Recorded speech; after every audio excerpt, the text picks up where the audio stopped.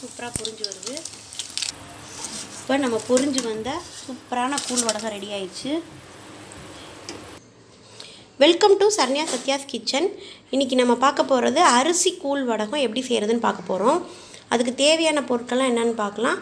நான் எடுத்துருக்கிறது வந்து இட்லி அரிசி எடுத்திருக்கேன். ஒரு 400 கிராம் அளவுக்கு நான் எடுத்திருக்கேன். படி கணக்கில் பார்த்தீங்கன்னா 1/4 படி அளவு, இதுதான் அந்த 1/4 படி, இந்த அளவு எடுத்திருக்கேன். இது வந்து ஒரு புழுங்கல் அரிசிலையும் செய்யலாம், பச்சரிசிலையும் செய்யலாம். இட்லி அரிசியில் நாங்கள் செய்கிறோம், நீங்கள் பச்சரிசிலையும் ட்ரை பண்ணி பாருங்கள். ரெண்டுமே கொஞ்சம் கொஞ்சம் டேஸ்ட் டிஃப்ரென்ஸ் இருக்கும். இதை வந்து என்ன பண்ணணும்னா நல்லா கழுவி ஒரு இட்லிக்கு ஊற வைப்போம் பாருங்கள், அதே அளவு தான். ஒரு 4 மணி நேரம் 5 மணி நேரம் நல்லா ஊற வச்சுருங்க. அரிசியை நல்லா ஊற வச்சு நைஸாக அரைச்சி எடுத்துக்கிறணும். அப்புறம் வந்து அதுக்கு தேவையானது நம்ம இன்றைக்கி என்னென்னா பச்சை மிளகாய் சேர்க்க போகிறோம். காரத்துக்கு ஒரு 5 பச்சை மிளகாய், ஒரு டேபிள் ஸ்பூன் நிறைய வந்து சீரகம், உப்பு வந்து கொஞ்சம் கூட போடணும். நம்ம காப்படி அளவுக்கு போடுறத விட ஒரு 1/2 ஸ்பூன் எக்ஸ்ட்ரா போட்டுக்கோங்க. ஏன்னா எண்ணெயில் பொரிக்கிற ஐட்டத்துக்கு கொஞ்சம் உப்பு கூட போட்டால் நல்லாயிருக்கும். பெருங்காயம் வந்து நல்ல ஒரு பெரிய டேபிள் ஸ்பூன் அளவு பெருங்காயத்தூள் எடுத்து வச்சுருக்கோம். இப்போ நம்ம அரைச்சி எடுத்து வச்ச மாவு இங்கே ரெடியாக இருக்குது. இது எப்படி ஆட்டணும்னா நல்லா நான் சொன்ன மாதிரி நல்லா நைஸாக ஆட்டணும். ஏற்கனவே நான் இடியாப்பம் ரெசிபி ஏற்றிருப்பேன், அதே மாதிரி தான் நல்லா வலுவலுன்னு இருக்கணும், கொஞ்சம் கூட குறுப்பு இல்லாமல். அதே மாதிரி நல்லா தண்ணி வந்து இதுக்கு அளவுலாம் இல்லை, நல்லா தண்ணியாகவே ஆட்டி எடுத்துக்கலாம். நம்ம இதுக்கு மேலே இன்னும் தண்ணி ஊற்றி தான் நம்ம கூழ் மாதிரி காய்ச்ச போகிறோம். அதனால் தண்ணி எவ்வளோ ஊற்றினாலும் பிரச்சனை இல்லை. இங்கே வந்து என்னென்னா இந்த பச்சை மிளகாய் எடுத்து வச்ச பாருங்கள், 5 பச்சை மிளகாவையும் மிக்ஸி ஜாரில் வந்து சேர்த்து தண்ணி ஊற்றி அரைச்சி எடுத்து வச்சுருக்கோம். ரொம்ப திப்பியாக இல்லாமல் இதையும் கொஞ்சம் நைஸாக அரைச்சி வச்சுக்கோங்க. இது வந்து மாவில் நம்ம மிக்ஸ் பண்ணுறதுக்கு கரெக்டாக இருக்கும். சீரகம் இதெல்லாம் வந்து நம்ம அரைக்க தேவையில்லை, அப்படியே முழுசாக போட்டால் நல்லா டேஸ்ட்டாக இருக்கும். இப்போ வந்து நம்ம அரைச்சி வச்ச மாவுலேருந்து நம்ம தண்ணி அளந்து ஊற்ற போகிறோம். இந்த மாதிரி கூழ் வடகம் செய்கிறதுக்கு நமக்கு இந்த கூழ் காய்ச்சறதுக்கு நல்ல ஒரு அகலமான ஒரு பாத்திரத்தை எடுத்துருக்கோம் பாருங்கள். இது அளவு கம்மியாக இருந்தாலும் நம்ம பொங்கி வரும். அதே மாதிரி அப்போ தான் ஃப்ரீயாக நல்லா நம்ம கிண்ட முடியும். இப்போ தண்ணி அளவு என்ன கணக்குனா, நம்ம 1 கிளாஸ் அளவு எடுத்துருக்கோம். இந்த படி நான் காமிச்சேல 1 படி எடுத்துருக்குறோம். இதில் 8 கிளாஸ் தண்ணி நம்ம ஊற்றுறோம். இதே இதில் 8 இது அளந்து நம்ம ஊற்றிக்கிறோம். ஒவ்வொரு அரிசியை பொறுத்தும் மாறும். இது வந்து 8 கிளாஸ் உங்களுக்கு கரெக்டாக இருக்கும். சப்போஸ் வந்து உங்களுக்கு அரிசி மாவு வந்து நிறையா கிடைக்கிது அப்படின்னா 9 கிளாஸ் கூட ஆகலாம். 7, 8, 9 இதுதான் கணக்கு. 8ன்றது நார்மலான ஒரு அளவு. 8 கிளாஸ் ஊற்றிங்கன்னா கரெக்டாக இருக்கும். எதுக்கும் 1 கிளாஸ் வந்து நீங்கள் ரெடியாக சூடு பண்ணி பக்கத்தில் வச்சுக்கலாம். இந்த மாதிரி தண்ணியை ஊற்றியாச்சு. இப்போ அடுப்பை பற்ற வச்சு நல்லா கொதிக்க வைக்கணும். இப்போ தண்ணி வந்து நல்லா கொதிச்சிட்டு இருக்குது. இந்த டயத்தில் நம்ம அரைச்சி வச்ச மாவை சேர்த்துக்கிறோம். மாவு பார்த்திங்கன்னா எவ்வளோ தண்ணியாக இருக்குன்னு கொஞ்சம் அரைக்கும்போது லைட்டாக ஊற்றிட்டு இப்போ நம்ம கொஞ்சம் எக்ஸ்ட்ரா தண்ணி ஊற்றிருக்கிறோம். இந்தளவுக்கு தண்ணியாக இருந்தால் தான் கெட்டிப்படாமல் இருக்கும். ஒரு பெரிய கரண்டி வச்சு கிண்டிக்கலாம். இந்த மாதிரி அடி பிடிக்காமல் கிண்டி, அடுப்பு வந்து ஹை ஃப்ளேமில் தான் வச்சுருக்குறோம். நல்லா உயரமான கரண்டியை வச்சு கிண்டிக்கலாம். பாத்திரம் வந்து நம்ம கிண்டுற பாத்திரமும் நல்லா கனமான பாத்திரமாக இருக்கும். கெட்டியான பாத்திரமாக இருந்தால் அடி பிடிக்காது சீக்கிரத்தில். இப்போ அந்த மாவு பார்த்திங்கன்னா கொஞ்சம் அப்படியே கெட்டிப்பட்டு வந்துக்கிட்டே இருக்குது. தண்ணி அளவு கரெக்டாக இருக்குது. இந்த மாதிரி விடாமல், கையை விடாமல் ஒரே மாதிரி கிண்டிக்கிட்டே இருக்கணும். அந்த பக்கம் தண்ணி ஊற்றி கோச்சிட்டு இருக்கும்போதே நம்ம இதெல்லாம் எடுத்து வச்சுட்டோம். அது என்னென்னு பார்த்துக்கலாம். நம்ம அந்த பாத்திரத்தில் வந்து இந்த வாளியில் தான் தூக்கி கொண்டு போக போகிறோம். மாவு வந்து அந்த கூழ் காய்ச்சினதுக்கப்புறம் நீங்கள் மொட்டை மாடில் தான் எப்படியும் போடுறதா இருந்தால் நம்ம இந்த மாதிரி வாளியில் ஊற்றி மூடி போட்டு கொண்டு போயிட்டோம்னா நம்மளுக்கு ஈஸியாக இருக்கும். அதே மாதிரி ரொம்பவும் ஆறிடக்கூடாது. நம்ம செஞ்ச அந்த மாவு வந்து சீக்கிரம் ஆறிடக்கூடாது. அதனால் மூடி போட்டு கொண்டு போனால் அந்த கைப்பிடியோடு இருக்கும்போது நம்மளுக்கு சுடாது கை. அப்புறம் வந்து இப்போ 2 பேர் நம்ம செய்ய போகிறோம்னா நானும் எங்கள் அம்மாவும் தான் செய்ய போகிறோம். அதுக்கு வந்து 2 கிண்ணம் எடுத்துக்கோங்க. 2 சின்ன கிண்ணம். நம்ம இவ்வளோ இதுலேருந்து அப்படியே மோந்து செய்ய முடியாது. இந்த மாதிரி 2 சின்ன கிண்ணம், 2 கரண்டிக்கே அப்படி எடுத்துக்கோங்க. நாங்கள் 3 எடுத்துருக்கோம் எக்ஸ்ட்ரா. இது எப்படி எடுத்துருக்கோம்னா இந்த மாதிரி சட்னி கரண்டின்னு சொல்லுவாங்க, சின்ன கரண்டி, இந்த மாதிரி கரண்டியாக எடுத்துருக்கோம். உங்கள்கிட்ட எது இருக்கோ அந்த மாதிரி பார்த்து எடுத்துக்கோங்க.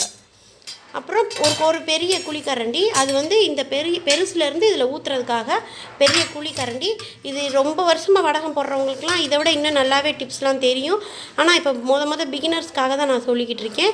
இந்த மாதிரி என்னென்ன எடுத்துகிட்டு போகணும் ரெடி பண்ணி, அதே மாதிரி இங்கே வந்து ஒரு காட்டன் துணி வச்சுருக்குறோம்.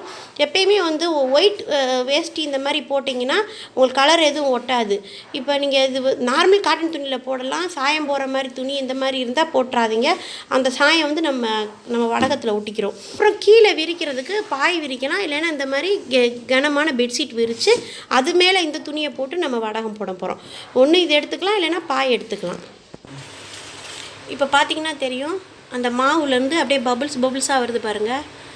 அப்படியே வந்துகிட்டே இருக்குது. இந்த டயத்தில் வந்து நம்ம எடுத்து வச்ச எல்லா ஜாமானையும் சேர்த்துக்கிறோம். கையை எடுக்காமல் கிண்ணா தான் இந்த மாதிரி கெட்டியே இல்லாமல் மாவு நம்மளுக்கு கிடைக்கும். இப்போ அந்த உப்பு, சீரகம், பெருங்காயத்தூள், அப்புறம் நம்ம அரைச்சி வச்ச பச்சை மிளகாய் பேஸ்ட்டு இந்த மாதிரி நல்லா இன்னும் ஒரு 5 நிமிஷம் இந்த மாதிரி நம்ம கையெடுக்காமல் கிண்டுனா போதும். நம்மளுக்கு வந்து கரெக்டான பக்குவம் வந்துருச்சு. இப்போ பார்த்திங்கன்னா தெரியும் எப்படி கரெக்டான பக்குவம்னா, இந்த மாதிரி நம்ம ஊற்றும் போது ரொம்ப தண்ணியாக இருக்கும். இந்த மாதிரி முட்டையாக பபிள்ஸ் வந்தாவே நம்ம தண்ணி மாவு எல்லாம் ஒன்று சேர்ந்துருச்சுன்னு அர்த்தம். கொஞ்சம் அந்த கெட்டிப்பதம் வந்துருச்சு. இப்போ அடுப்பை ஆஃப் பண்ணிட்டோம்னா நம்ம கொண்டு போய் எடுத்து வைக்க எல்லாம் செய்ய நம்மளுக்கு கரெக்டாக இருக்கும். ஆறும்போது இன்னமும் திக்காகும் மாவு, அப்போ கரெக்டாக இருக்கும். இப்போ சூடாக இருக்கும்போதே இந்த வாளியில் ஊற்றிக்கலாம். நம்ம இதை வந்து உடனே செய்யணும். கூழ் காய்ச்சினோடனே உடனே ரெடியாக நம்ம செய்ய ஆரம்பிச்சிடணும். இந்த கொஞ்சம் ஒட்டியிருக்கிறதுல கொஞ்சோண்டு ஒரு டம்ளர் தண்ணி வந்து நம்ம ஊற்றிக்கலாம். சுடு தண்ணியோ பச்சை தண்ணியோ நம்ம கலந்துக்கலாம். இந்த மாதிரி நல்லா வலிச்சு ஊற்றிட்டு நம்ம ஊற்றிக்கலாம். ஏன்னா மாவு சூடாக இருக்கிறதுனால நம்ம இப்போ தண்ணி ஊற்றுறதுனால எந்த பிரச்சனையும் இல்லை.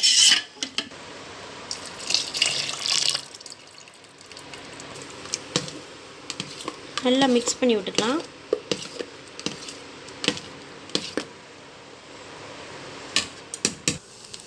இப்போ நம்ம மாடிக்கு போகிறதுக்கு ரெடி ஆயாச்சு. இது இந்த சின்ன சின்ன பாத்திரங்கள் எல்லாத்தையுமே இந்த மாதிரி ஒரு பேக்கில் வச்சு கொண்டு போயிட்டால் அவங்களுக்கு ஈஸியாக இருக்கும். இப்போ வாங்க மாடியில் போய் எப்படி வடகம் போடலான்னு பார்க்கலாம். இப்போ நம்ம மாடிக்கு வந்துட்டோம். நான் சொன்ன மாதிரி முதல்ல அந்த பெரிய பெட்ஷீட் விரிச்சாச்சு. இந்த வேஷ்டியை இது மேலே விரிச்சுக்கிறோம். இப்போ இந்த மாதிரி வேஷ்டியை விரிச்சுக்கிட்டோம். கொஞ்சம் வடகம் போடும்போது ரொம்ப வெயில் டயத்தில் போடாமல் ஒரு 6 மணிலேருந்து 7:30 மணி 8 மணிக்குள்ளே வெயில் வர்றதுக்குள்ளேயும் போட்டுருங்க. வந்து நம்மளுக்கு வந்து வெயில் இல்லாமல் இருக்கும், போடுறதுக்கு நல்லாயிருக்கும். எவ்வளோ வேணால் போடலாம். அதே மாதிரி எங்கே வெயில் வருமோ அந்த இடத்துல தான் நம்ம பார்த்து போடணும், டைரெக்ட் சன்லைட் படுற இடத்துல. இப்போ இந்த மாதிரி பெரிய கிண்ணத்துலேருந்து எடுத்து சின்ன கிண்ணத்தில் 2 எடுத்துகிட்டு ஊற்றிருக்கோம். இப்போ நம்ம ஊற்ற போகிறோம் வடகம்.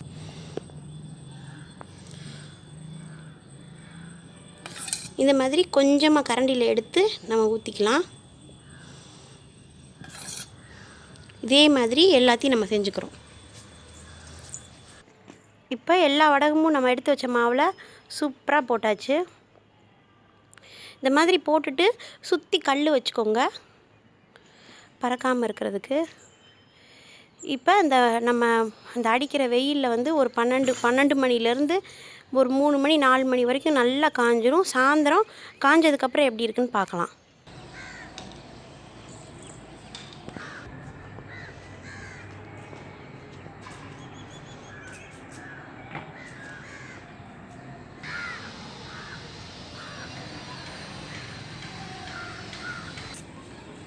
இப்போ சாயந்தரம் ஆயிடுச்சு. சாயந்தரம் ஒரு 5:30 ஆயிடுச்சு. நம்ம வடகம் எப்படி இருக்குன்னு பாருங்கள். நல்லா காஞ்சிருச்சு, சூப்பராக காஞ்சிருச்சு. காலையில் 8 மணிக்கு போட்டிருந்த வடகம் 5 மணிக்கெலாம் நம்மளுக்கு வந்து சூப்பராக ரெடி ஆயிடுச்சு. இப்போ இதை வந்து எப்படி எடுக்கலாம் அப்படின்னு, ஈஸியாக எடுக்கிறது எப்படின்னு பாருங்கள். அப்படியே மாடியிலே வச்சு செஞ்சோம்னா ஈஸியாக இருக்கும். இந்த மாதிரி நம்ம போட்ட வடக துணியை வந்து அப்படியே தலைகீழாக திருப்புறோம்.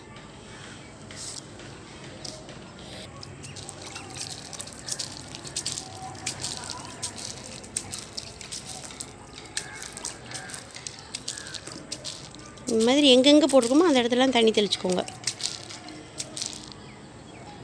தண்ணி தெளிச்சுட்டு மறுபடியும் இந்த மாதிரி திருப்பி போட்டுக்கிறோம்.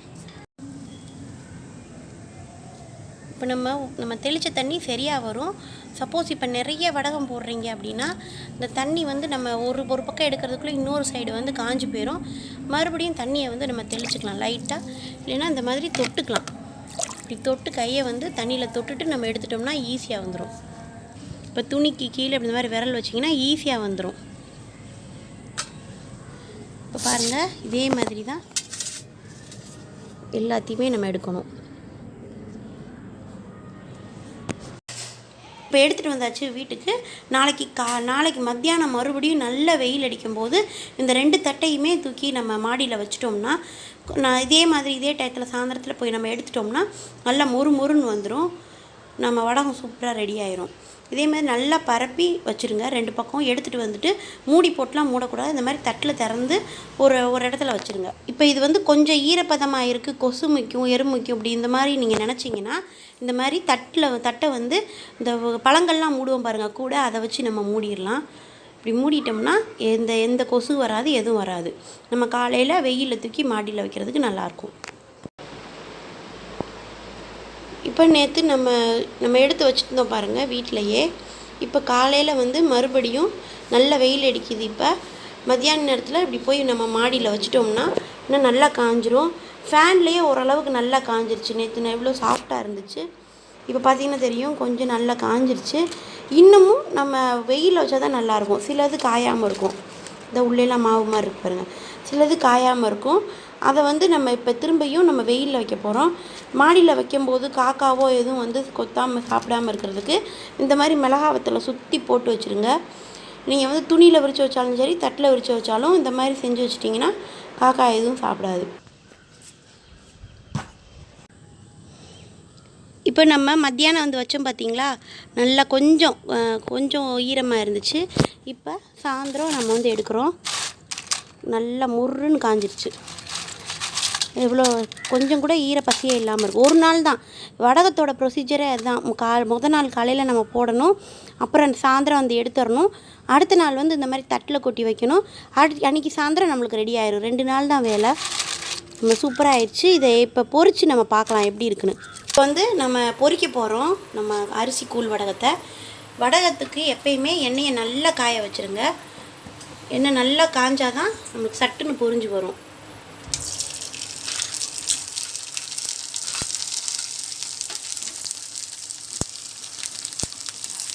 வடகம் சூப்பராக பொரிஞ்சு வருது.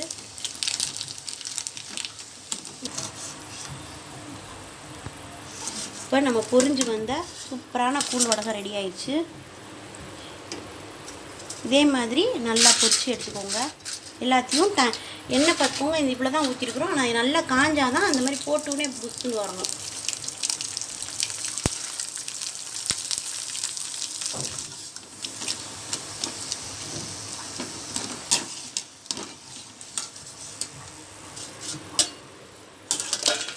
நம்ம அரிசி கூழ் வடகம் சூப்பராக ரெடி ஆயிடுச்சு.